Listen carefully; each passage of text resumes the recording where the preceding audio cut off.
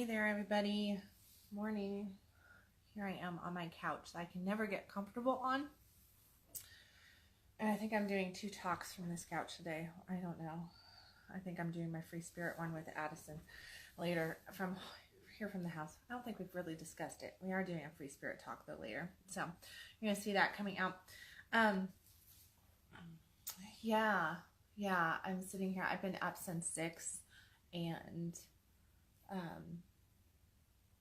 just had a really nice start to my day, a really nice start to my day, to the point that I'm just kind of going, I don't know, I'm just kind of I'm in this space, and I was sitting here, and I don't know what this space is in truth. I really don't know what the space is. It's just kind of a space.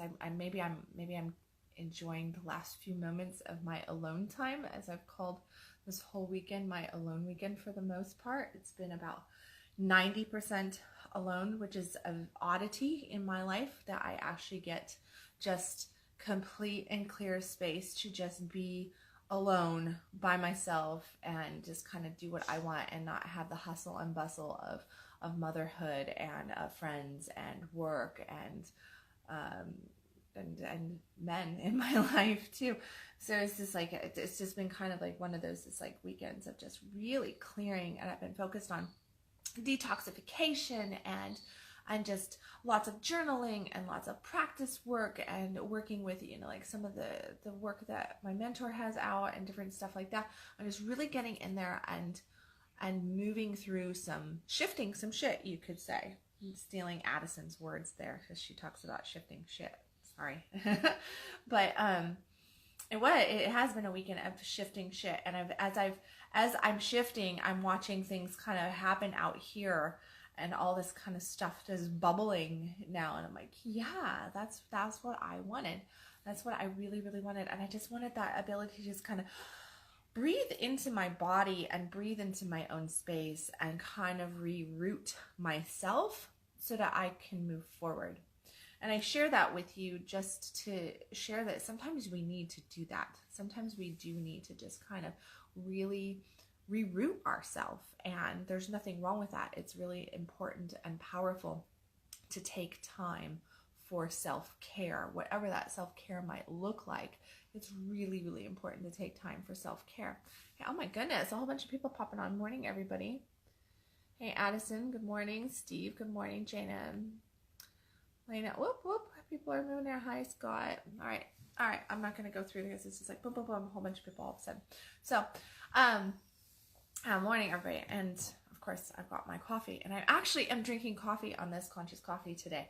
Every one of my conscious coffees lately, I've been drinking wine. I've been drinking water. You guys got to see my chlorophyll water yesterday. Tea, you name it. I've been consuming everything but coffee, and here I'm titling it conscious coffee. But the gist is that normally underneath normal and how conscious coffee got started, right, was with 6 a.m. coffee. But yeah. But the thing that has kind of been rolling around, and that I want to share with you guys this morning, the thing that's been rolling around for me is these words, and it really is fear-based thinking, and my noticing on where we as human beings tend to want to run. And I have some very conscious individuals in my life, which is a beautiful gift to have, both men and women alike. So to be able to experience a higher level of conscious communication in all sorts of relationship. And I even think that my children are pretty damn conscious and present in so many different things, just from the conversations that I have with them and how on point they are, and very present and aware, and that they look at things from a larger scope, which is what consciousness is about, is to be able to kind of step back and see things through heaven's eyes, you could say, or through source's vision, instead of just looking at it from the pinpoint vision that we have as in our humanness, right? And because we get so focused and fixed on these little itty bitty things in our life, in our world, and we make mountains out of molehills. But if you kind of step back and you look at things from from a larger scope, you can see the beauty of the painting. You can see the beauty of the tapestry that is your life, that is even the small moments of your life, and how big they really are, and how beautiful they are, even when they are kind of testing or scary. So a statement that keeps coming to me from a couple different sources actually, but one says it so clearly of, like I'll get asked, are you still with me? Are you still with me? And that's a present statement. Like, are you still with me? So it can be like in conversation, or just in like a quiet eye gazing moment or breathing exercise. And it'll be like, are you still with me? And I find myself asking that of people as well. Are you still with me? And I don't always vocalize it, but I will send out that energy of like, are you still with me? I can't, because like you'll feel somebody, and it's those moments when you're with somebody, but you don't really know if they're present with you in that moment. So you might feel them, but then you feel them drift away.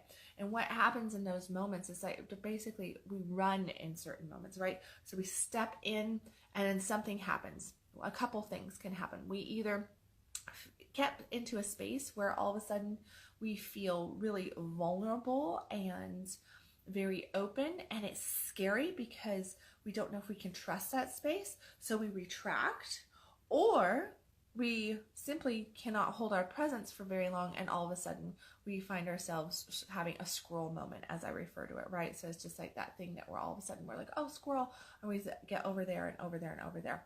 Welcome to the female brain, right? Because women, we have squirrel moments left and right, but we always loop back around to our original topic. But those present moments is really just about like being in that. And then when we're running, and this like the statement of, are you still with me? Or another statement that I've heard a couple times is, I feel you running. I feel you running. And it takes a lot of consciousness and presence of mind, spirit, emotion, and physical presence to feel when somebody is energetically running from us. And that is something that, like, because we can even feel, and here's the interesting thing, we can feel like we're right there, that we're present in the moment with somebody, but energetically we might have this like little feeling of like, no, we're shifting, our energy's shifting, because again, the same reasons, right? We're stepping into an area that maybe we feel too vulnerable. Maybe we feel maybe we're second guessing, we're not trusting for some reason. There's something coming up enough so where basically our armor is coming up, and we're guarding in those moments, which means that we're running, we're retreating. And energetically, if you can, when you feel that from somebody, what is really truly going on, it is a fear mechanism. Like something has set us off in those moments where we're all of a sudden retracting and we get fearful and we want to move away from the situation. But at the same time, there's might be this like inner battle going on where we want to remain here in this moment, but it's really scary to be here in this moment. It is really scary because it's so revealing, because it's so maybe even breathtaking. And it's not, when I say scary, often good shit makes us get scared just as much, if not sometimes more, than bad stuff. Because we can almost, we're constantly anticipating the bad, which is why the good will scare us to death, because we look at it and it's like, this is too good to be true. This feels too good. This feels too comfortable. This feels too loving. This feels too open. This feels too happy. It feels too damn good. So we go, and we start to retract. But we really want to stay in it, right? We really want to bask in it. We really want to just like completely just bathe in that feel good stuff. But then there's this piece of us that starts to fight it and contract and resist and run from. So since this is the topic, and it really is, it's gonna, I titled it Getting Called on Running, and it is just that my noticing over the last probably month in my personal life is those spaces that anytime somebody that I count as a conscious person, that I can really feel their presence and they're very much in the moment with me. When they call me on my presence level, on my where I'm at energetically with them, if I'm still there, where are you at? Where are you at? Are you here with me? Or are you running from me? I feel you running.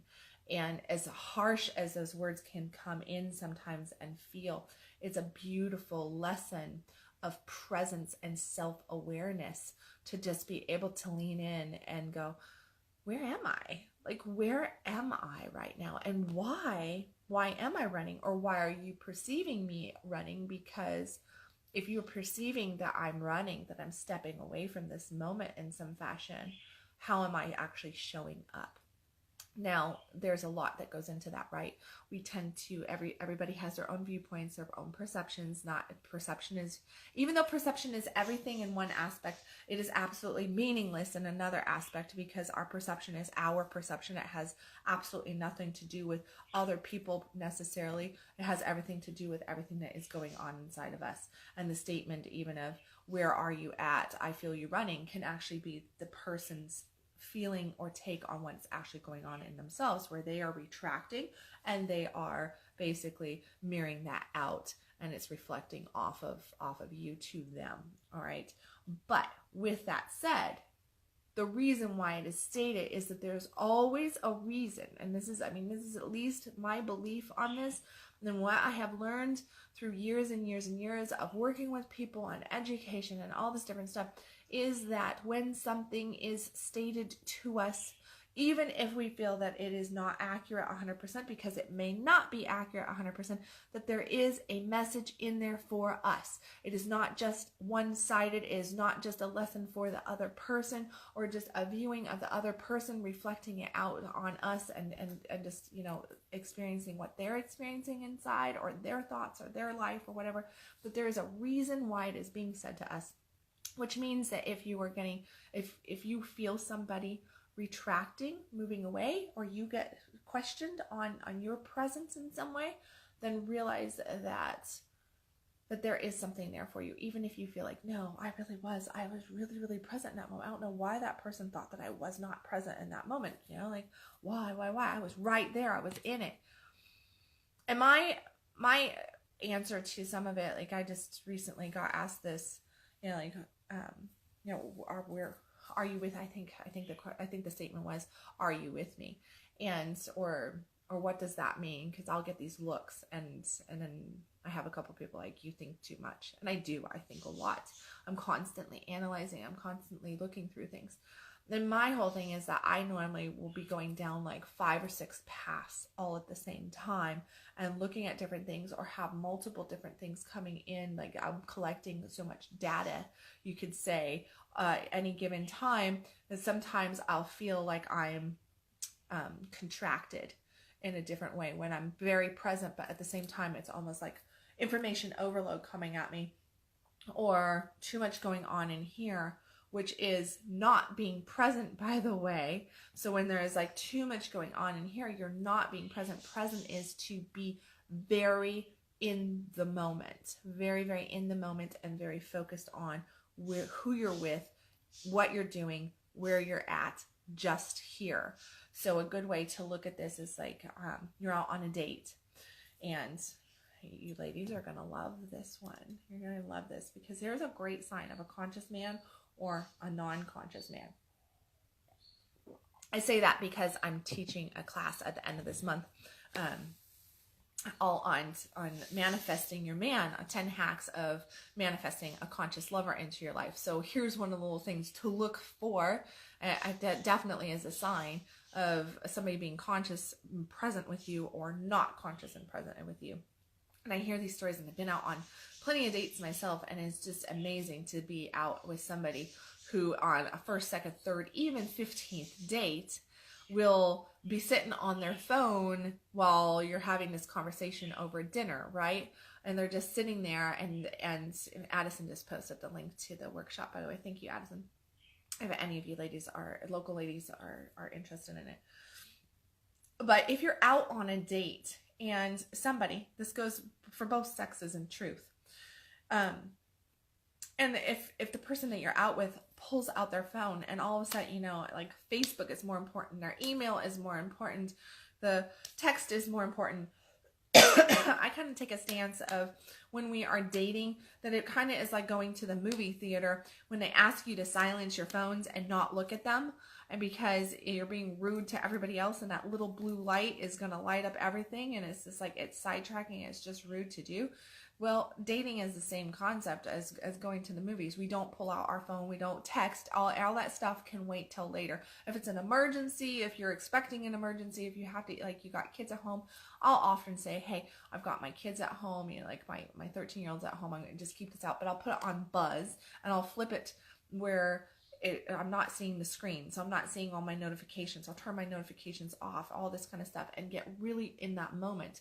So that consciousness and what you're looking for is that ability to be conscious in the moment with somebody. And if somebody is looking at something else or paying attention to, you know, if you get, let's say you got to a sports bar or something and the guy angles you, and this is, I'm sorry, gentlemen, but this is kind of like a typical thing. The guy will angle where the woman is, his date is sitting with her back to the sports screen and where he can see the sports screens, right? So then he's looking at this game and he's looking at that game. And all the while he's trying to have this, you know, interlude with his partner here and this date, and like that is not courting, that is not being present, that is not romantic in any fashion of the word. If you want to go and watch the game, then fucking go and watch the game with your buddies, or just go watch the game, or ask girl, hey, I would like to go watch the game. That's cool. A lot of women would be completely cool with just going and watching the game. But if you go out on a date, like, it's about the consciousness of that moment. And I'm not trying to get this off on that, but those are like little signs of being conscious and present. And what happens inside of us, for all of us, is that we get sidetracked, much like watching those screens at the sports, you know, at the sports bar, or getting sidetracked by our phone. And being really, really conscious is about being present in the moment and being very on point with exactly who you're with in that moment. Hey, good morning, Randy. Morning, Daniel. Morning, Lance, Lauren, Tom, Carl, whole bunch of people. Whoop, whole bunch of people popped on again. But so that presence level, a comment that was made to me to kind of like bring it back to what presence kind of looks like. And when somebody is very, very present, I was just having this conversation actually on the phone just yesterday with somebody, and this particular person, we go out to dinner occasionally and we'll go and we'll do things together here and there. I've known him for quite some time, and his comment to me was that he has a tough time figuring me out because I can be so present when we're together, when we're out doing something. It's like the whole world is gone and I'm just boom right here. And that is a presence thing, of to be at that level of that the whole world does not exist, and to just be present in the moment of that. But at the same time, you kind of have like a general, and that doesn't mean that you're not present of the awareness. You need to have awareness of what's going on around you. That's a safety thing, just to have that awareness, which is part of that presence, but to be very conscious and here, right here with whomever you're with. Okay. So running is normal. Running's normal. We all do it. We're going to always do it, okay? We're always going to run. It is just a sign. It is just something to become more in tune to. It is just an awareness factor, that personal awareness about what is going on inside yourself. Maybe a questioning that needs to happen, you know, like after if you get called on running, or you feel like you're running from something and you're retracting, to go back when you have a moment and to like journal on that. Like, what is coming up for me? Why do I retreat in these moments? What is happening in the moment? What is it? And answer that kind of prompt in your journal, or just like writing it down, just jotting it down, even on a freaking napkin. I don't care. Like, get pen in hand. And this is really important, pen in hand, because it opens up a different part of your brain, okay?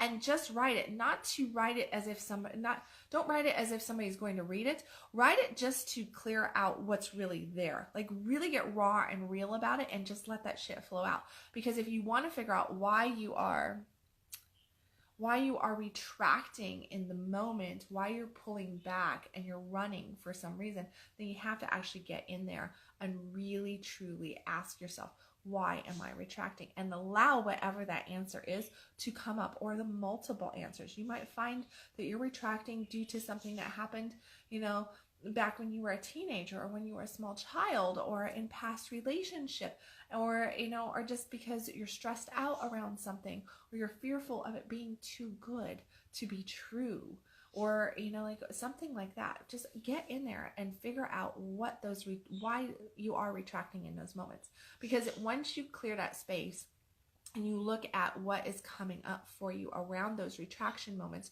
you can figure out one more piece of yourself, and you can step into that fear, because you don't have to necessarily answer the call of fear of like allowing yourself to lean in. And it really is a lean in, and you do not have to answer the step back. You can actually lean in and experience yourself and breathe into those moments where you're feeling like you are being a little bit too vulnerable maybe, or you are opening in. And because is it safe to actually just open your arms, to spread your wings, and to breathe in and just experience life? Fuck yes, it's safe to just open your arms and breathe in and experience life. That is what we are supposed to do. We are supposed to experience life. We are supposed to really, really sink down into it and just suck up the juiciness of life. We can't do that if we're retracting. Yeah, we're going to consistently retract. There's going to be things that make you retract over and over and over again. It's just finding out what those little reasons are, so that when you feel that come up, you can go, oh, I see you, fear. I see that. I see that old pattern stepping in. I feel that, and letting it go. Because once you recognize it for what it is, it loses the majority of its power over you. You call it out, just like you might get called out on your presence, on you running, on you retracting. Call it out. Call the fear out. Recognize it for what it is, and say, you don't own me. You do not own me, fear. You do not own me. I'm not going to let you step in and, I'm uncomfortable again, step in and, basically raise havoc in my life and prevent me from really, truly experiencing this beautiful moment. So, all right. Hey, morning, Gabriel. Woody, morning. Randy and John and Daniel.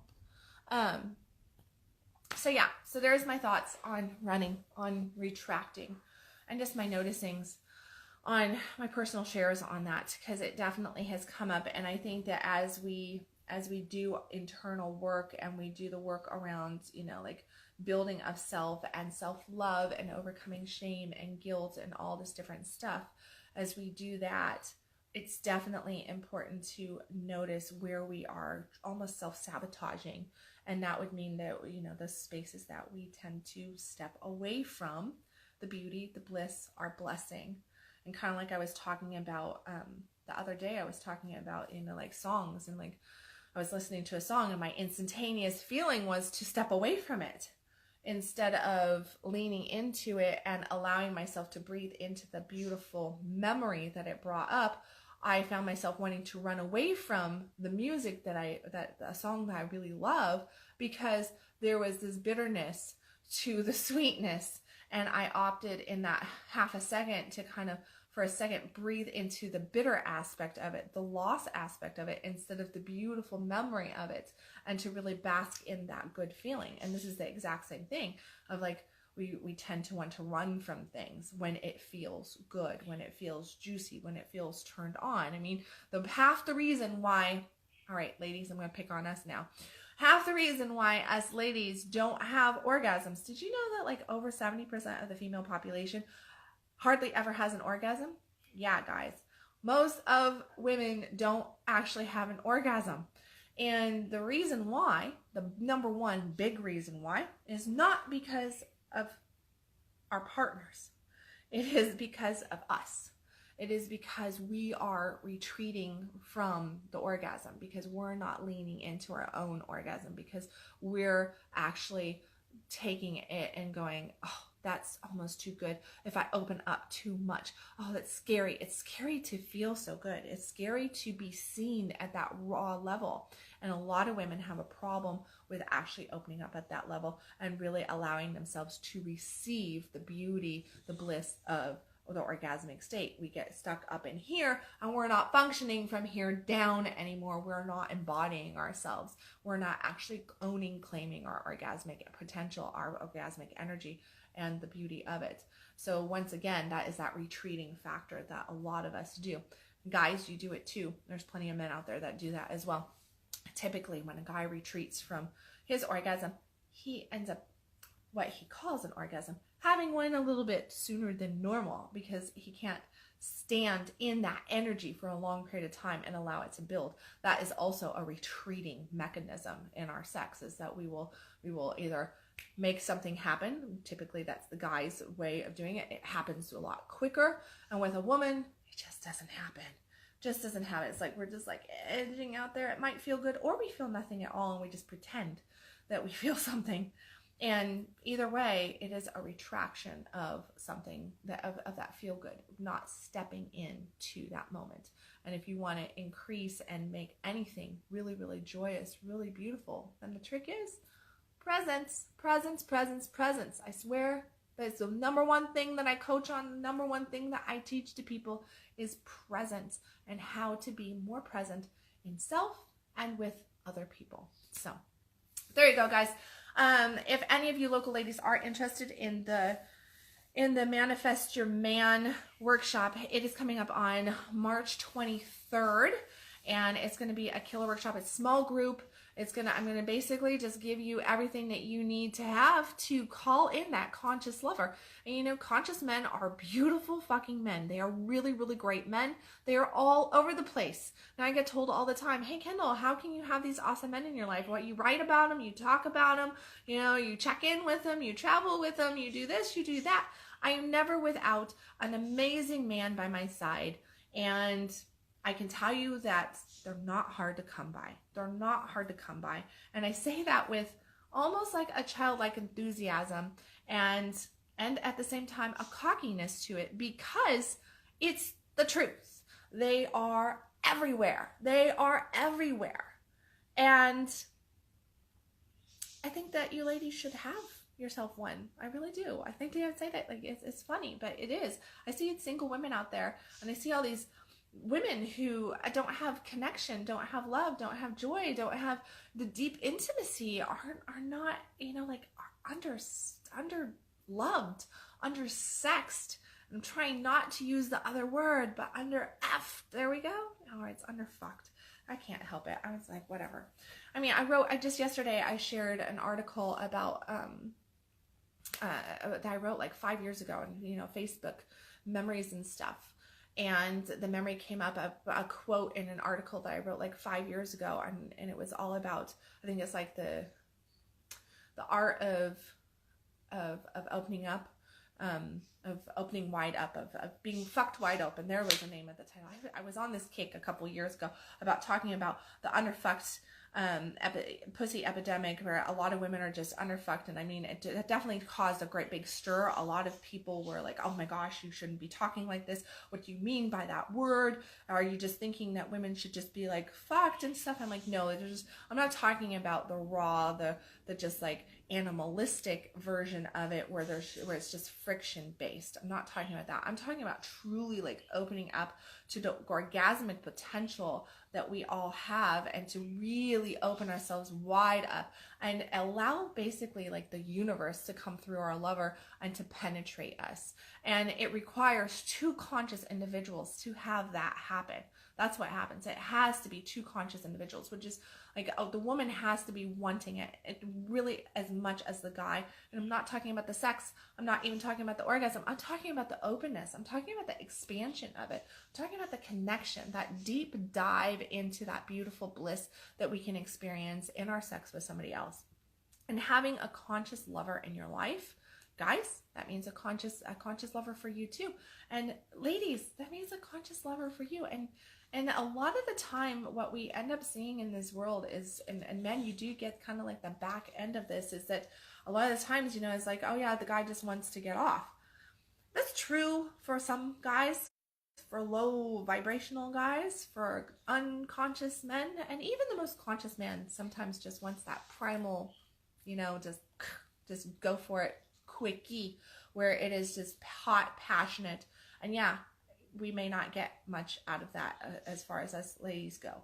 But those conscious lovers know how to control themselves, can breathe in their orgasm, can breathe in your orgasm, and can really truly connect to you and open you up and make you feel safe, where you want to just reveal yourself. You want to open up to them. You're the furthest thing away from thought, and you're fully embodied, and you just feel it throughout your whole body, where it just like feels so good. And you know what? That can happen from the first kiss. That can happen from a touch on the hand. That can happen from a really good, deep conversation. That can happen from just sitting out on a park bench and staring at the stars and putting your head on somebody's shoulder. And you can just feel this like orgasmic wave move through you, and this connection and this charge. And that's not to try to sound all Hollywood perfect movie here. It's true. It really can happen. I've experienced this multiple times with multiple people. And it's a beautiful, beautiful adventure, a beautiful, deep love that you can experience for yourself and for the other person. And it is what Tantra is all about, is accessing that, and to access it in all areas of your life, but to really expand it and ignite it with somebody else. So, yeah. Hey, Addison, love your presence and flow today. Turned on and kicking ass. Thank you. Thank you. So, yeah, I do feel turned on today, and I do feel very, very present and in flow and kind of just, I don't know, flirty.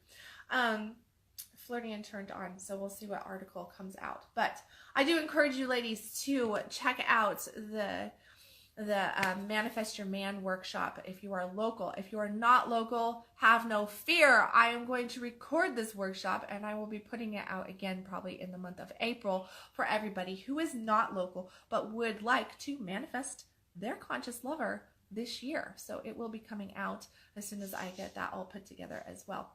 And gentlemen, if you want something on that level, I'm sure that I can come up with something. Actually, I did yesterday. I did this meditation. I got to tell you guys this, and then I'm gonna go ahead and jump off of here, because this was really, really cool. This was like fantastic manifestation stuff that was happening, and I really contribute this to just like having some downtime and just really just focusing in on some TLC for myself, and really just like pampering myself, which means just chilling, right? So yesterday morning I got up, and all right, this might be a TMI thing, but I got up, I woke up, and I did a meditation. I fell asleep in my meditation. I slept for 2 more hours, and because my house is quiet, there was nobody here, and I slept for like 2 more hours. Woke up and got myself a cup of coffee, came back, did another meditation. And when I came out of this 15-minute meditation, which I did not fall asleep in, I grabbed my journal, and in the back of my journal, now this is like my manifestation journal where I'm always writing good shit in and everything like that, calling stuff in. Well, on the back of it, I had to like jot down a whole bunch of workshops. I had like 5 different workshops come into mind. And there's 2 that I'm actually excited about all 5 of them. But the 2 that you're going to see coming out, which I think is just going to be absolutely really fucking amazing, is number 1, guys, there's one for you, and it is called Primal Reboot. It's going to be a 4-week intensive for you gentlemen to really step into knowing how to penetrate your whole world the way that you were really intended to. So it's going to be really hot and juicy for conscious men, or men who are really wanting to become more conscious and really get down to their primal nature, like really stepping into that masculine energy and rebuilding your confidence and your self-esteem and your sexual drive and your potency for life. So that is like, it's a vitality potency workshop for guys. So it's going to be really, really hot. And then the other one that I'm really excited about that I think is going to be absolutely killer is I'm going to do a Superwoman one, where it is all about us ladies who are mompreneurs out there, and I'm going to give you some of the tips and tricks that I have learned through the years of, I've been a mom now for 23 years, and I have been an entrepreneur for about 20 of those 23 years. And all of those, like really active and doing those different things. How do you manage to get it all done and still have the as I was just told on a phone call, the zest for life, even having 7 children. Like, how do you keep turned on and charged up and full of energy and full of all this stuff and be able to get all that shit done as a mother, as an entrepreneur, and still, and still make it home in time to basically cook dinner, right? And all that kind of stuff. So that is going to be coming out, a workshop for ladies on all of that. There's a couple other ones, but those are the 2 that I'm going to focus in on. So that's the good shit that's coming out. And that's the power of doing a really turned on meditation and just opening up and getting out of here and getting out of all the thoughts and the worries and letting divine inspiration come into you, like just letting that flow through you, because when you come out of it, you're going to feel charged, and it's like taking action on those things that you have pop into your mind, because that is definitely something that needs to happen, is that you just kind of like really step in and you feel into it and you go, yes, because those 5 workshops that came out of my meditation yesterday, I'm like, fuck yes. Like, I can go months and not have a creative workshop come to my mind, and all of a sudden, so, okay, everybody. If I said anything on here that was touching to you, that inspired you, that whatever, I don't care. Hit the freaking share button. Just hit the share button. Do me a favor, hit the share button. You're watching me, hit it. And thank you for all your love. Thank you for your comments. Thank you for watching. Thank you. You can follow me at www.kendalwilliams.com. As always, stop existing, start living. Go have an amazing day. Turned on Monday. Okay, everybody, and I will catch you tomorrow with another Conscious Coffee. Bye, everybody.